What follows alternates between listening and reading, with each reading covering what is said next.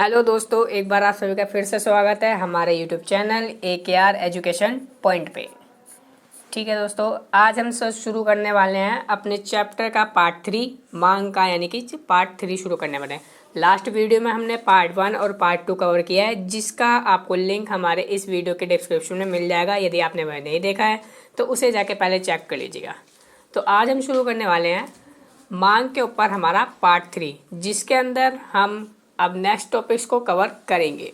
ठीक है, last topics में हमने करा था कि मांग वक्र का ढलान जो है ऋणात्मक क्यों होता है, वहाँ पे हमने उस पार्ट 2 को एंड किया था। आज हम शुरू करने वाले हैं कि मांग वक्र पर संचलन तथा खिसकाव। संचलन तथा खिसकाव क्या होता है, तो संचलन में आपको बता दूं, मांग वक्र पर संचलन से अभिप्राय विस्तार और संकुचन से है।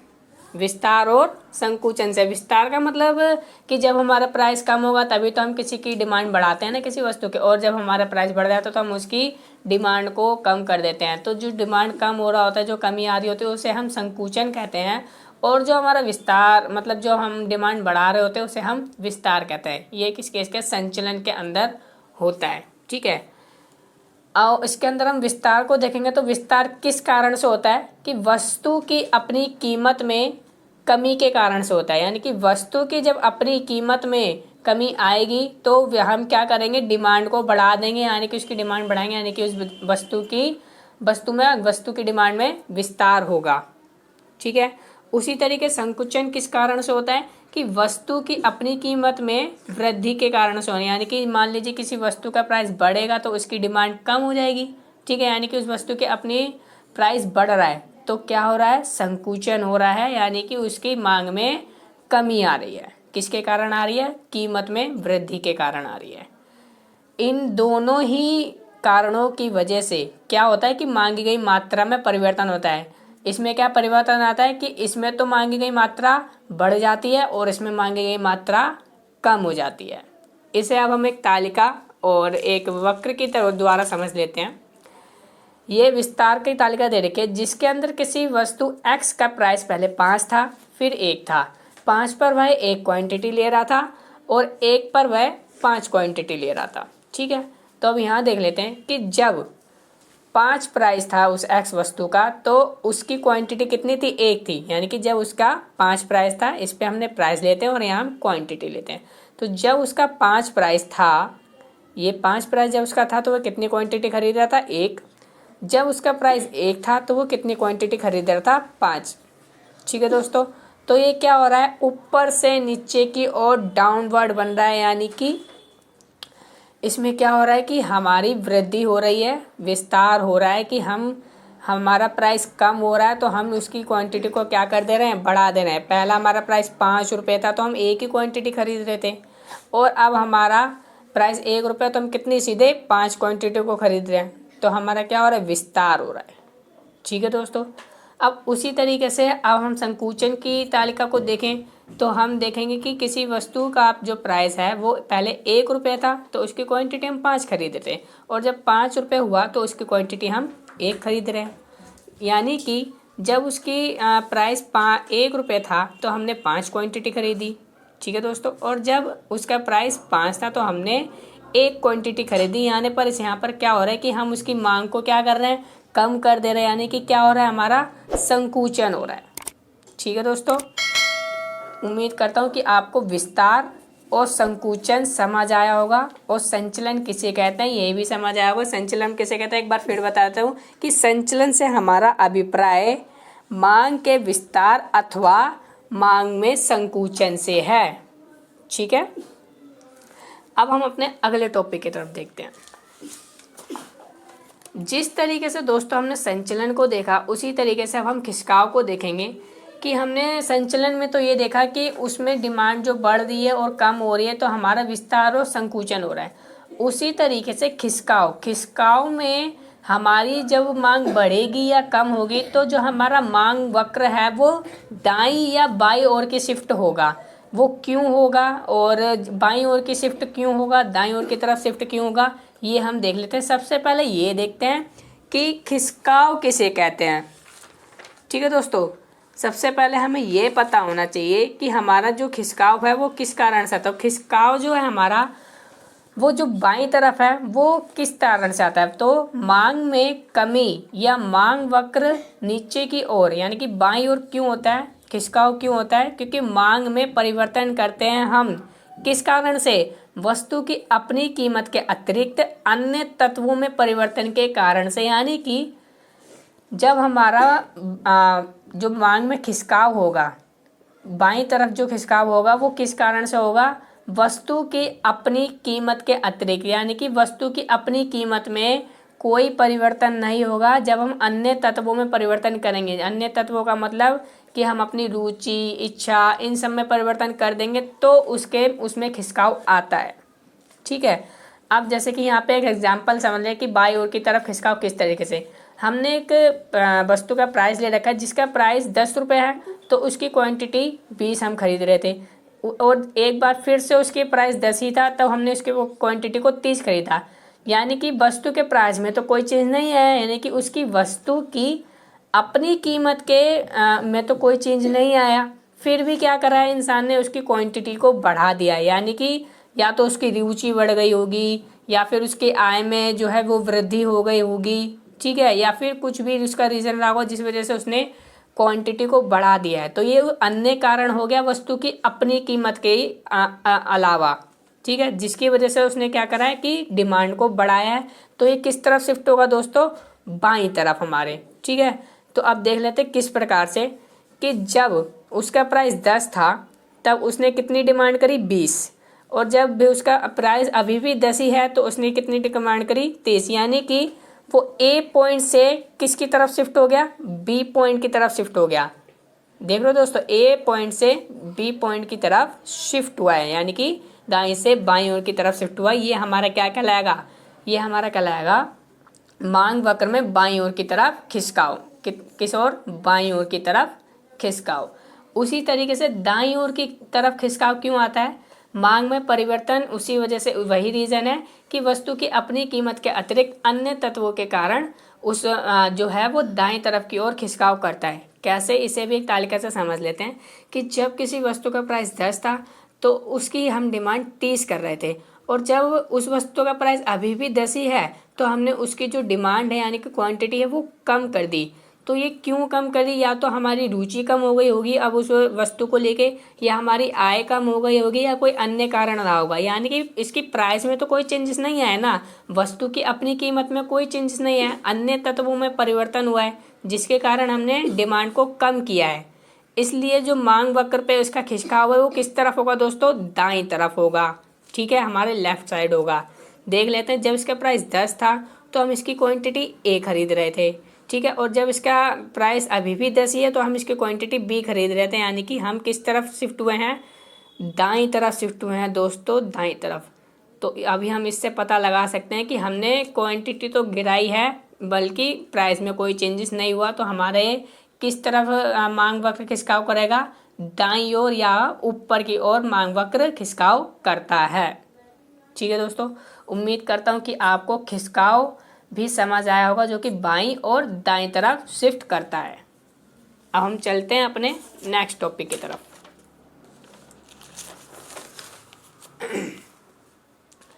हमारा नेक्स्ट टॉपिक है कि तिरछा कीमत प्रभाव, यानी कि तिरछा कीमत जो प्रभाव है वो हमारी संबंधित वस्तुओं पर ही पड़ता है।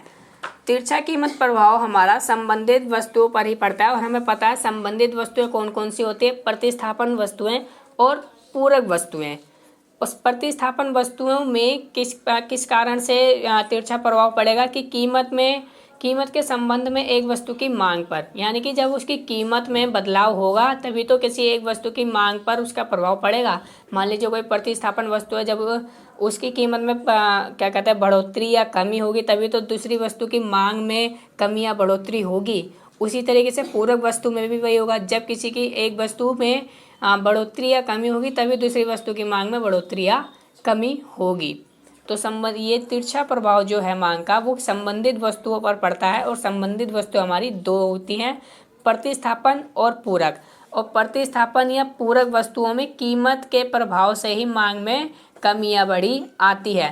तो सबसे पहले हम देख लेते हैं कि कीमत में जब वृद्धि होगी या कमी होगी किसके अंदर, प्रतिस्थापन के अंदर, तो हमारा क्या इफेक्ट पड़ेगा।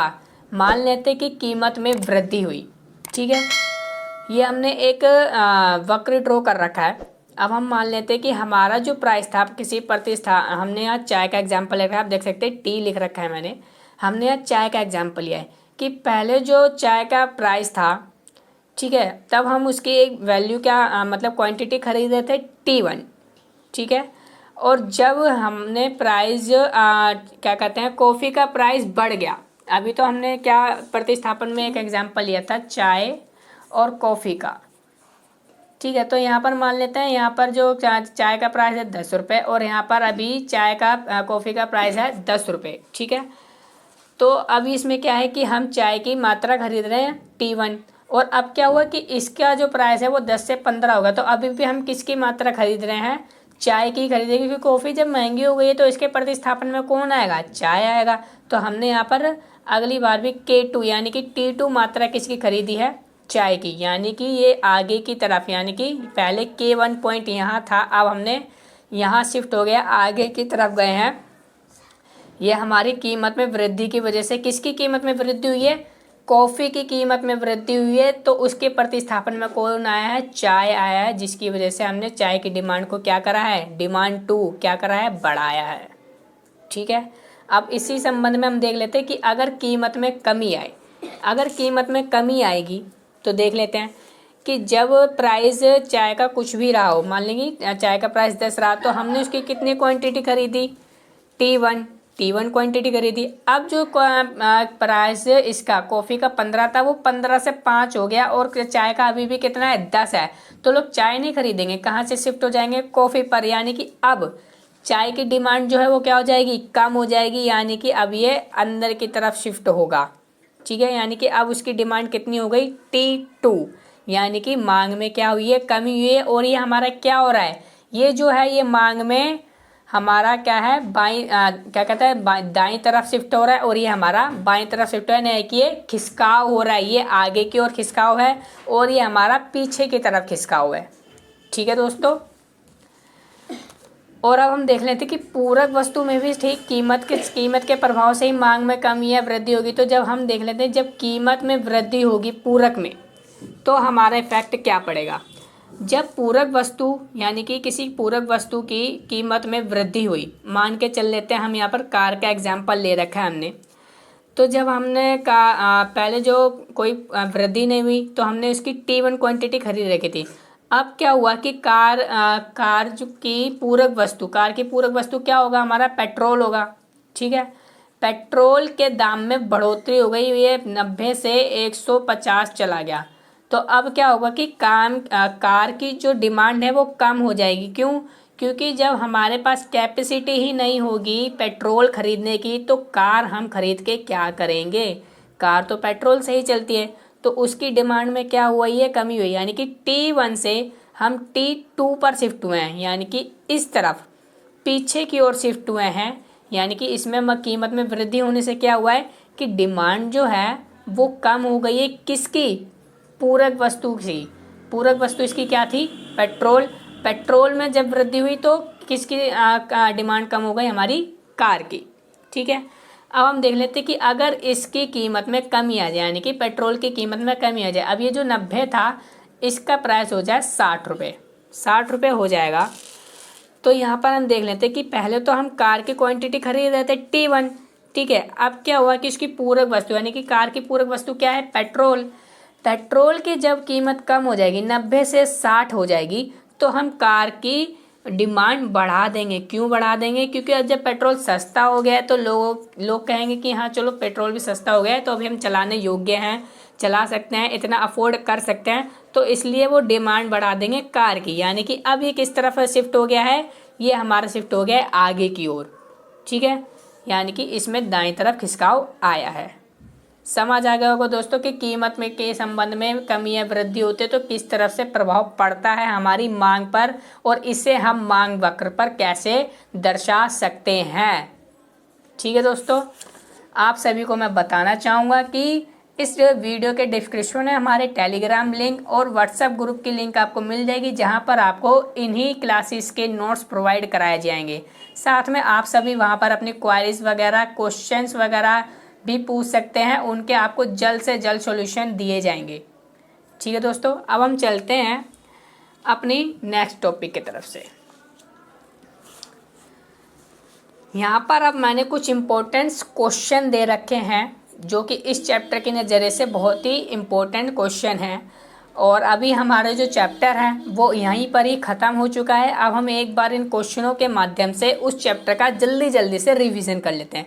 तो हमने क्या देखा कि पहला क्वेश्चन हमारा मांग क्या है, कि मांग सिंपल भाषा में देखा जाए तो मांग हम उसे कहते हैं जिससे हमारी खरीदने की इच्छा भी है और हमारे पास उसे खरीदने के लिए पैसा भी है और हम उसे खर्च करना भी चाहते हैं, यानी कि हमारे पास उसके लिए पर्याप्त क्रय शक्ति भी है और हमारे पास उसे खर्च करने की तत्परता भी है। वह हमें क्या कहलाती है, मांग कहलाती है। यानी कि जो चैप्टर है हमें उसकी डेफिनेशन तो पता होनी चाहिए।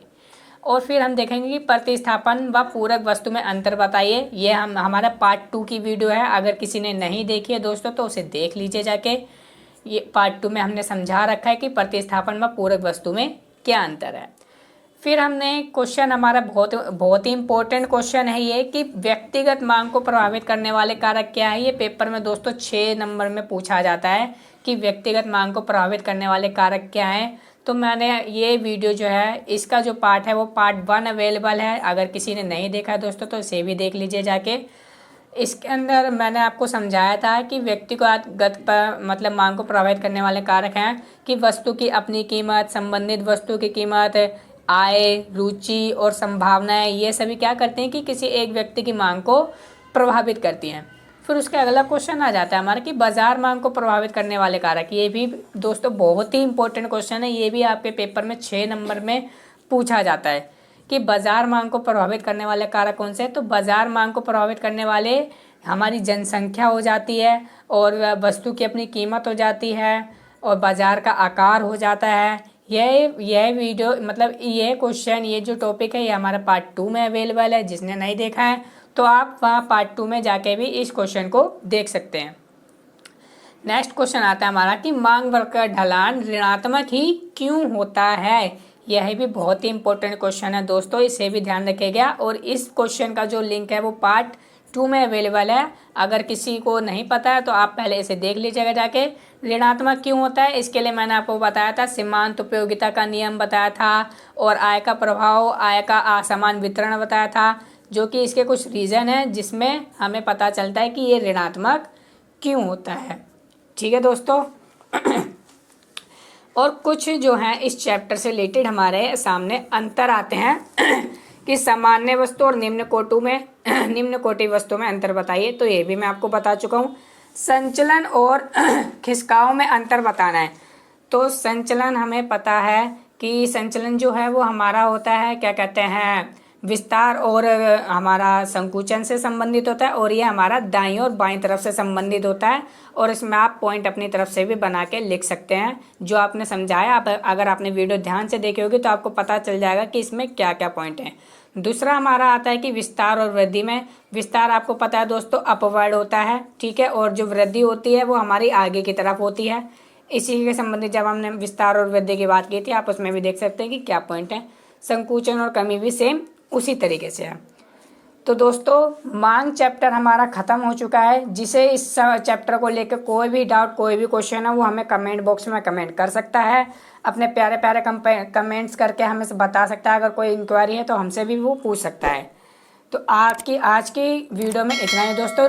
अगली वीडियो में हम आपको मिलेंगे नेक्स्ट चैप्टर के साथ, नेक्स्ट व्यू के साथ। अभी तब के लिए आप सभी का बहुत बहुत धन्यवाद। थैंक यू दोस्तों।